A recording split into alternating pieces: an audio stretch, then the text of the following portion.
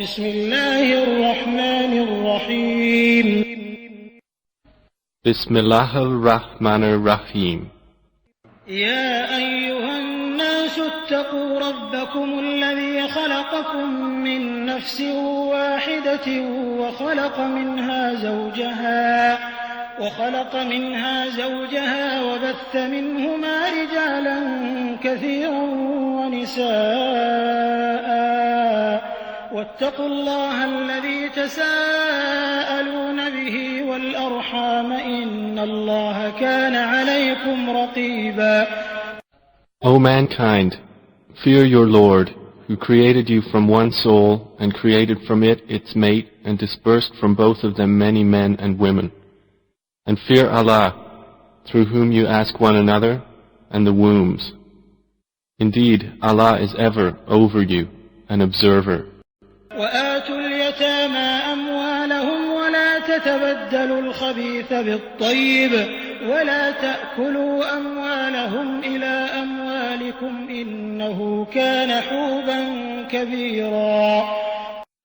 And give to the orphans their properties, and do not substitute the defective of your own for the good of theirs. And do not consume their properties into your own. Indeed, that is ever a great sin. وإن خفتم ألا تقسطوا في اليتامى فانكحوا ما طاب لكم من النساء مثنى وثلاث ورباع فإن خفتم ألا تعدلوا فواحدة أو ما ملكت أيمانكم ذلك أدنى ألا تعولوا. And if you fear that you will not deal justly with the orphan girls, then marry those that please you of other women, 2 or 3 or 4.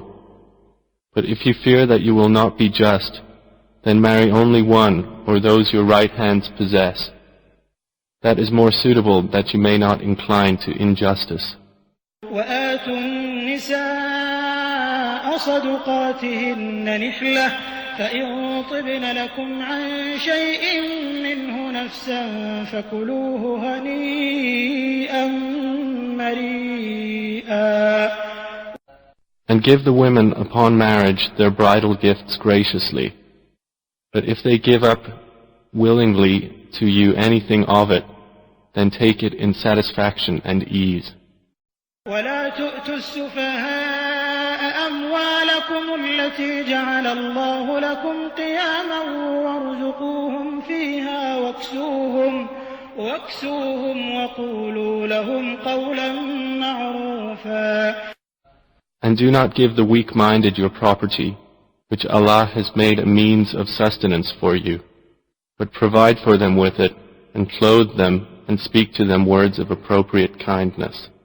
وابتلوا اليتامى حتى إذا بلغوا النكاح فإن آنستم منهم رشدا فادفعوا إليهم أموالهم ولا تأكلوها إسرافا وبدارا أن يكبروا ومن كان غنيا فليستعفف ومن كان فقيرا فليأكل بالمعروف فإذا دفعتم إليهم أموالهم فأشهدوا عليهم وكفى بالله حسيبا. And test the orphans in their abilities until they reach marriageable age. Then if you perceive in them sound judgment, release their property to them. And do not consume it excessively and quickly, anticipating that they will grow up. And whoever, when acting as guardian, is self-sufficient, should refrain from taking a fee. And whoever is poor, let him take according to what is reasonable. Then when you release their property to them, bring witnesses upon them, and sufficient is Allah as accountant.